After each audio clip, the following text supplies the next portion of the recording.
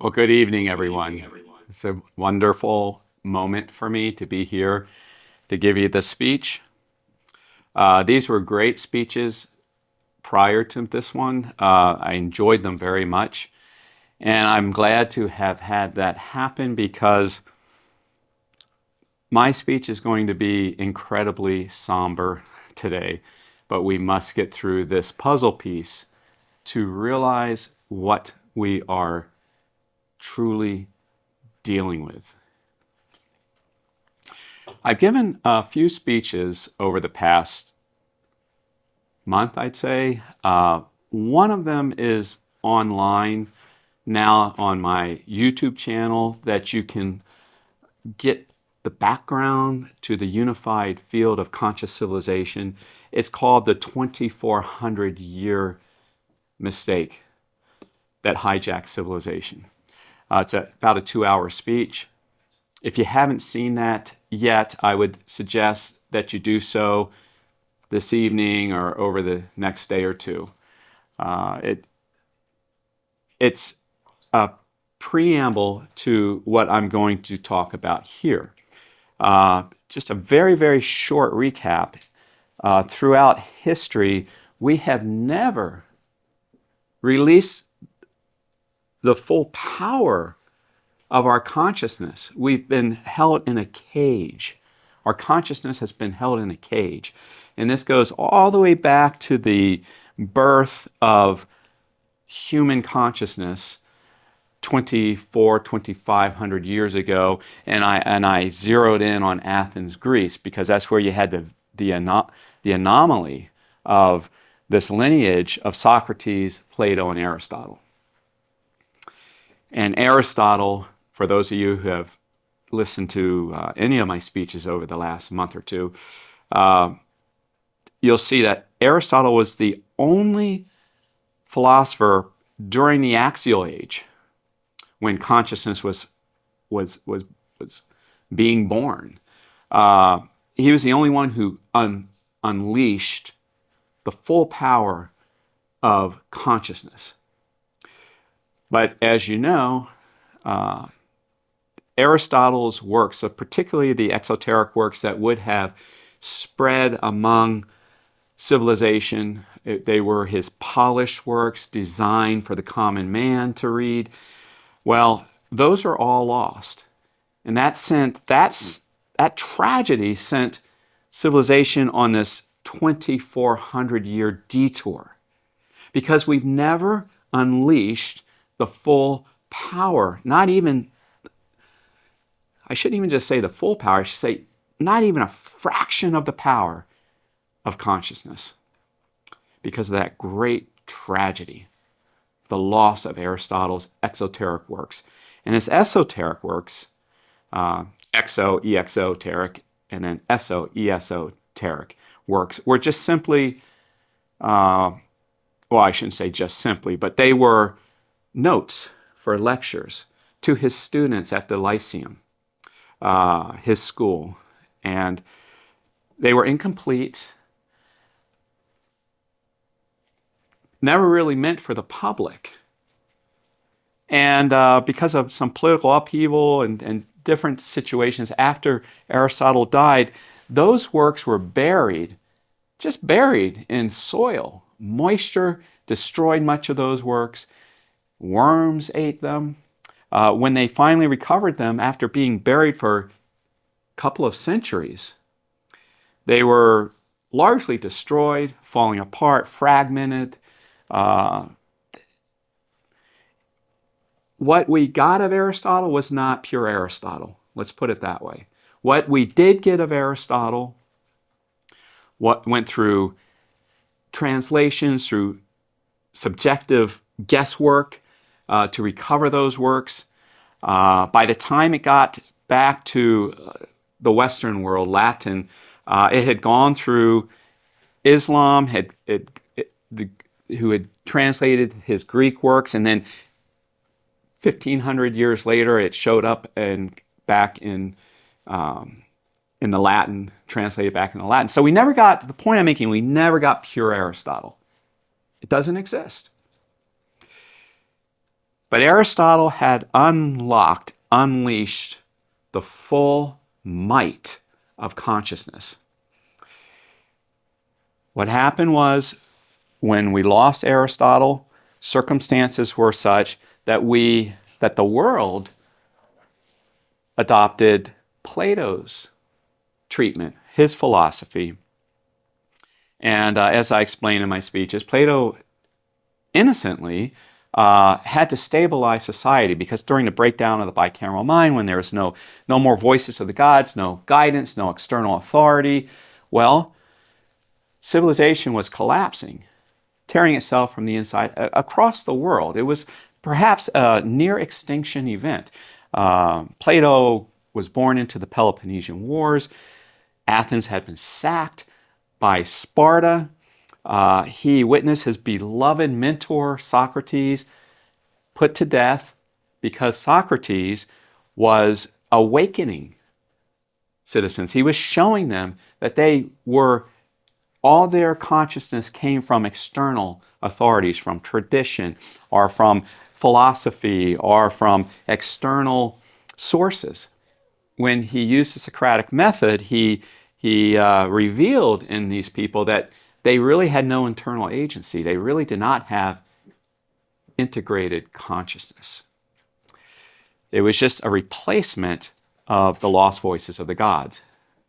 So they absorbed these beliefs from their parents, from tradition, from ritual, from myth, but they didn't form it internally.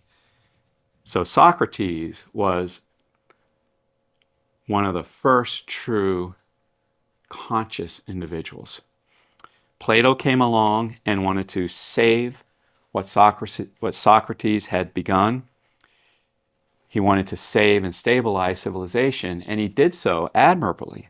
Beautiful philosophy for stabilizing a society that needed conscious individuals to guide the bicameral-like masses, and that's what he did. And then along came Aristotle, Plato's favorite student, and Aristotle had created, had explained, had perfected how consciousness comes from inside, from taking percepts and observing them, bringing them together into concepts and into reason to understand reality and to live your life by understanding reality and creating value in that world of reality around you. But we lost Aristotle. We lost him until, well, we really lost him until the Western world, until the Renaissance. And then what we got of Aristotle was a heavily diluted version of the scholastics, and bringing him back in Thomas Aquinas and bringing him back in, but under external doctrine of the church. But still, society flourished, art and science, with the Renaissance. I'm going to cut it there, the history, because I need to move into today's talk. But I want you to fully understand this. Those who haven't heard one of my recent talks, please go on to YouTube, my channel on YouTube, Mark Hamilton's channel, and watch the 2,400-year mistake that hijacked civilization. So now, this brings me into a very somber speech today, but as I said, we need to know reality. We need to know what we're dealing with to really deeply understand what we're doing here with Immortalis Neovia. So I'm going to just make the statement now.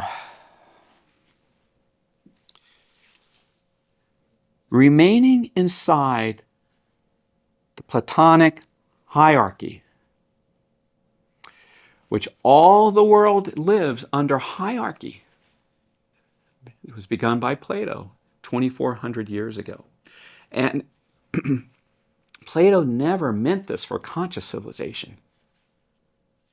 But for reasons explained in my YouTube video that you'll watch, it just took over the world. And that's the only thing we've ever known. All civilization. It's only known hierarchy. A hierarchical structure. And that makes nuclear self-destruction certain. Certain. We are headed to nuclear annihilation of our species. And we must understand this.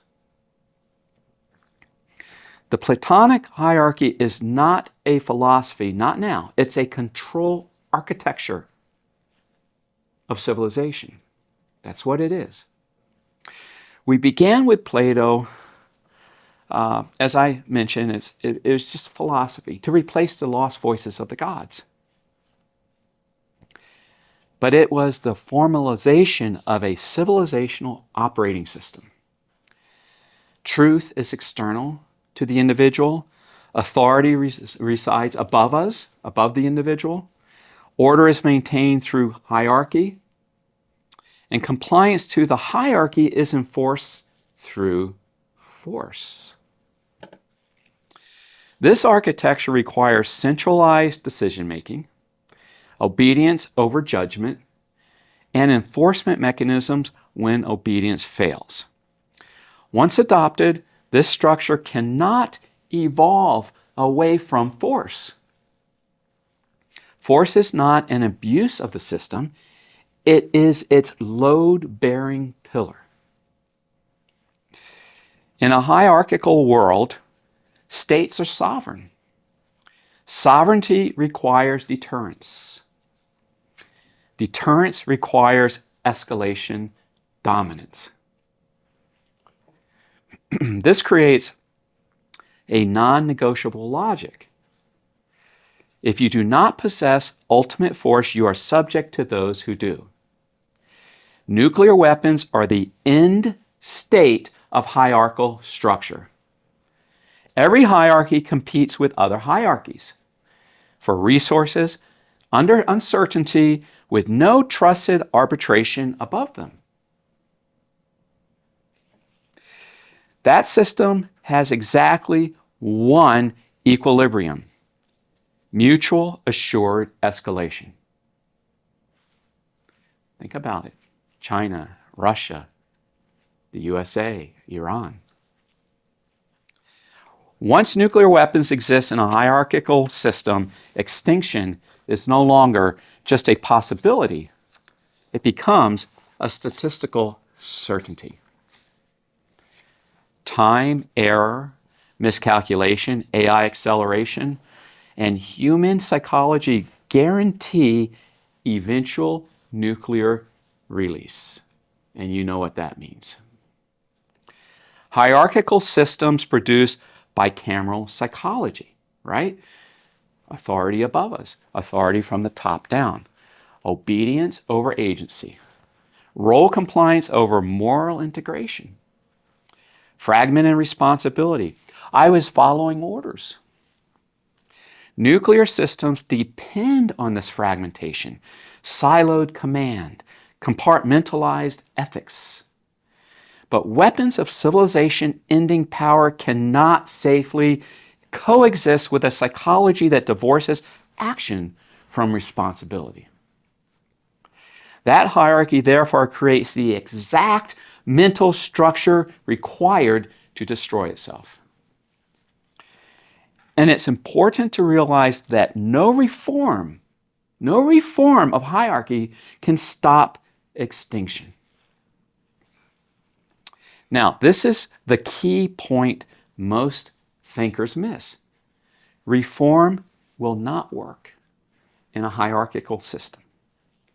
You cannot regulate hierarchy out of violence. You cannot democratize hierarchy into safety. You cannot moralize hierarchy into restraint or technologically patch hierarchy into stability. Why? Because hierarchy defines value externally, beyond your self-responsibility. When value is external, survival becomes conditional. Obedience becomes moral. Obedience becomes moral. And force, well, becomes justified. Every hierarchical reform eventually reverts to who decides and how is that decision enforced. And enforcement is always force. Exiting hierarchy is the only extinction-proof move. To exit hierarchy is not to abolish structure, it is to abolish coercive authority. This requires 3 simultaneous shifts. Number 1, from force to voluntary order. No actor may impose values or decisions on another through violence or threat. 2, from external authority to internal agency. Each individual becomes a fully integrated decision maker responsible for outcomes. And 3, from sovereignty to non-aggression as a system rule, meaning no entity holds legitimate power to initiate force. Once force is structurally illegitimate, nuclear weapons lose strategic meaning. Escalation collapses, deterrence logic dissolves, and arms races become irrational rather than mandatory. This is not moral optimism, it's system mechanics. We have a lot of moral optimism throughout the world. This move was made, that move was made, but I hope you're grasping the overall point I'm being made. These moves may help here, may help there, but the end result is going to be nuclear annihilation. When you understand it, well, almost mathematically in your head, you see why there's no escape. Our species is doomed without unleashing full consciousness. Which, by the way, the last time full consciousness was unleashed was, as I mentioned, was with Aristotle. I'm going to unleash full consciousness with my next Neothink manuscript. It is the most important Neothink manuscript I've ever written. And it sets the course to save civilization from nuclear annihilation. The title of it is Unleashed: The Power of the Gods Wielded by Humans. I've been working day and night on this now for the past couple of months, and I will be sending it this week to the printers. And I will be sending a letter out, unfortunately not to everyone here, but to my very top, most loyal, highest level Neothink family members. I don't want this to get out there on a mass scale. It's the smallest printing I've ever done of a Neothink manuscript, and it's only going to be one printing. I will be sending out a letter to my top Neothink family members probably in a week or so. It will be a pre-order because these are going to, I'm sending out this pretty much the same number of letters as I have printed books. So it's going to sell out the first printing immediately, and those will be the only ones that will be allowed to be released. You'll understand why when you read my letter. I won't try to explain it right now. But I am recovering what was lost with Aristotle. That will save the world. Continue with this talk and you will see why that is. So now we understand why Neovia is not optional and it's not symbolic. We do not carry the fatal flaw of every prior peace proposal. They attempt to convince hierarchical civilization to behave differently without proving an alternate operating environment. They're stuck in that hierarchy, that hierarchical structure that Plato brought to consciousness. Neovia is different because it is not a reform of existing states. It's not a moral appeal. It's not a treaty. It's not an ideology. No, Neovia is an exit ramp. You see, it's an exit to something never seen before. And a recent talk I gave, at the last day of enlightenment, I expressed how much it bothered me for the past 2 years. Well, it's always bothered me, but very intensely for the past 2 years, why these genius, brilliant neo-thinkers, the founding fathers, did not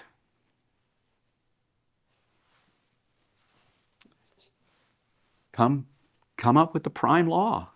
It's right there, right? But now I'm at peace with myself because I understand what happened. You see, if you think of it this way, if something is all you've ever known, and there's been nothing outside of that ever to give you a little hint of something, well, then that's all you've ever known. And our founding fathers were in a hierarchical system. That's all they knew. They understood that government overreach, and so they put in they codified the Enlightenment principles, which put the greatest brakes on any force and government control that's ever existed. But they didn't pull off Plato's bicameral hierarchy. I get it now. I understand why. But we have stepped outside of that structure with Neovia. That's the exit ramp. With that being said, this next statement will make sense to you.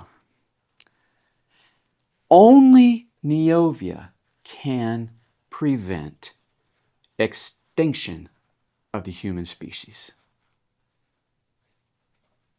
So just let that sink in.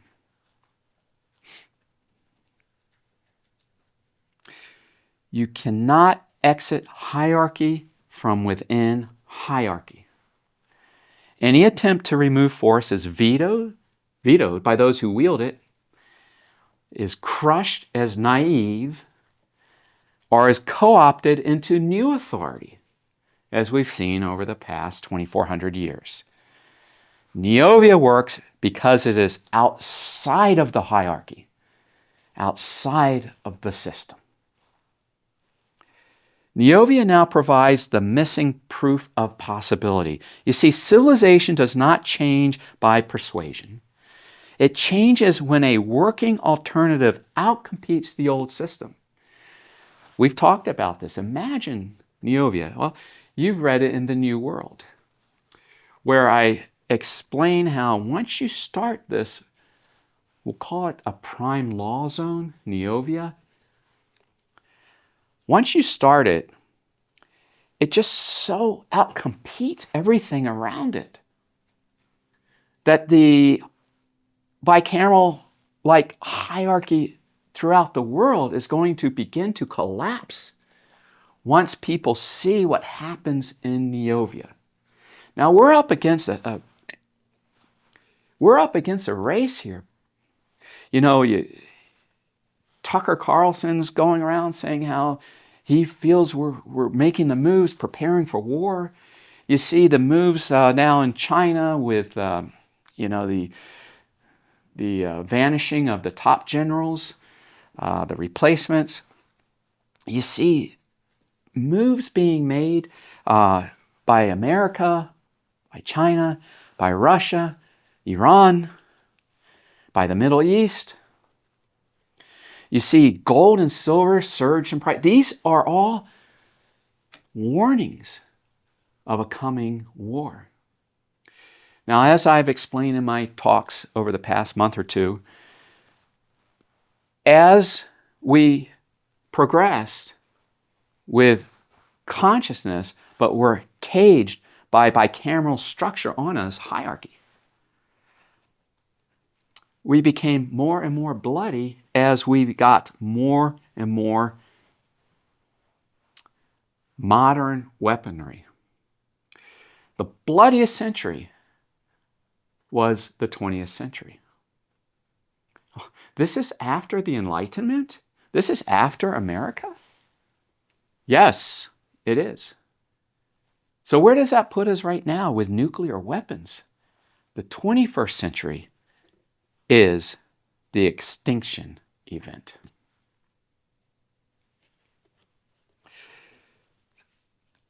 Neovia is the salvation of humanity. It's not just something we want to do. We want to live longer. It's just so much more than that. And I waited until today to present this. As I said, it's very ominous.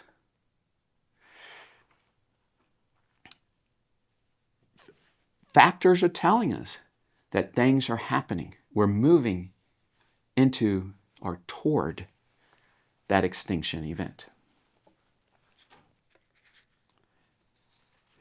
Neovia demonstrates high-order coordination without coercion, innovation without centralized control, security without force, order without hierarchy.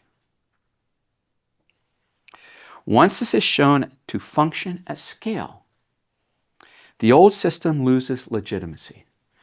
As I said, then the world follows.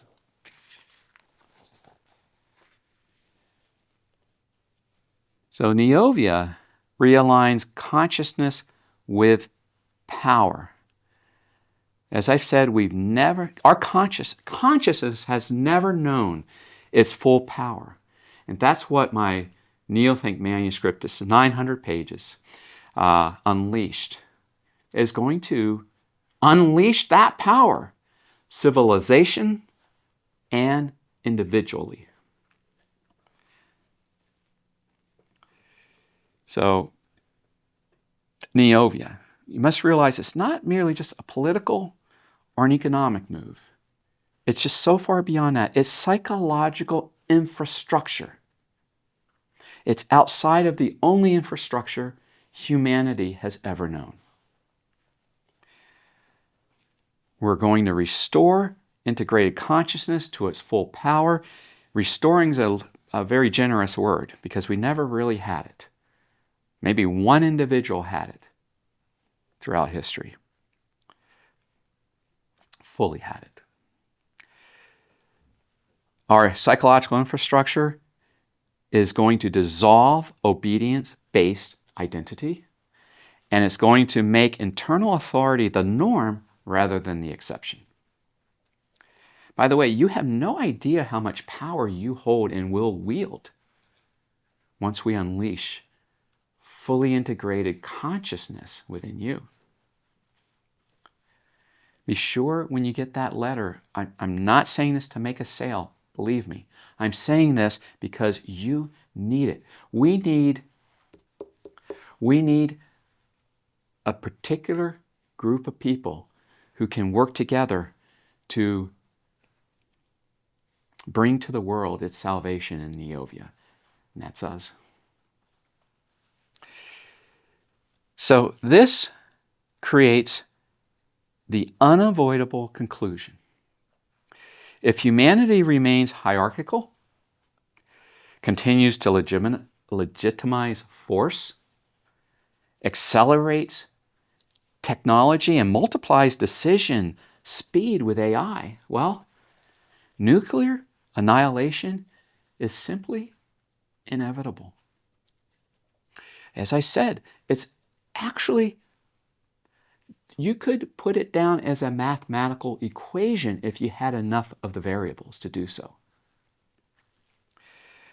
And it's not because humans are evil. It's because the system is. The system is evil. Neovia is the most important project in human history. Now I know, had I said that prior to the speech, that would sound a bit, I don't know, flamboyant or a bit exaggerative. But now I think you can get a taste of why Neovia is the most important project in human history. Neovia is the first non-coercive civilizational architecture. It's the first scalable exit from force. We had no other option before. It's the first environment where extinction weapons have no role. And it's the first structure in line with fully integrated consciousness. So every past civilization asked, how should rulers rule? Benevolently, tyrannically? How should rulers rule? But Neovia asks, how do we make rulers unnecessary? That question has never been answered before now. If Neovia fails to exist, humanity does not survive. If Neovia exists and scales, nuclear extinction becomes structurally impossible. There is no third path. So again, I say, this project is the most important in human history.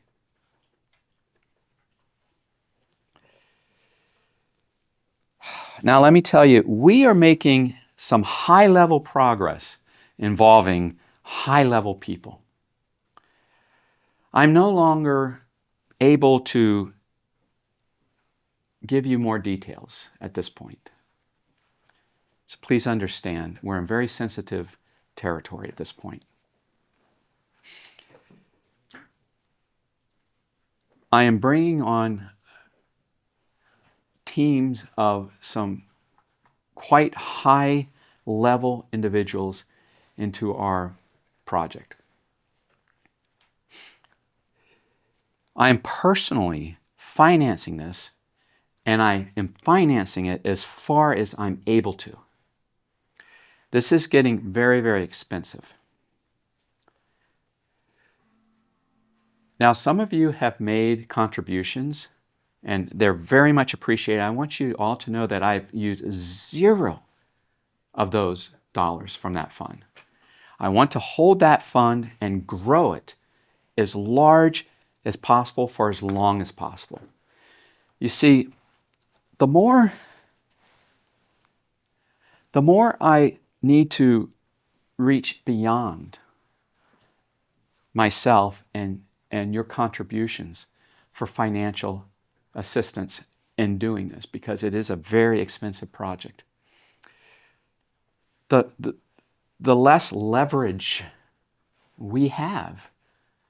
So it's to our interest to finance this as far as we can before I bring in, yes, the billionaires. The billionaires are very used to having things done their way, right? Not Mark Hamilton's way. And I have to protect against that to make sure this happens the way it needs to happen. I have a half century behind this, and I'm working off of my father's works. And now my children are part of this multi-generational effort. So I'm going to ask you to please, if you cannot donate, there's no problem, but if you can, please do so. Please recognize what we're doing here and the significance and the imperative nature of this. Honestly, to save the future for our children and our grandchildren. Moves are happening out there. I see the macro moves. I know what's going on. I talk to people on the inside. And I don't mean to scare us, but I also do want to integrate reality into what's happening here. We will not have a future as a species without Neovia. The mother of Neovia is Immortalis, and I'm going to turn this over now to my son Wallace to give you a path to contribute to the greatest project that humanity has ever engaged. Thank you, guys. Good night.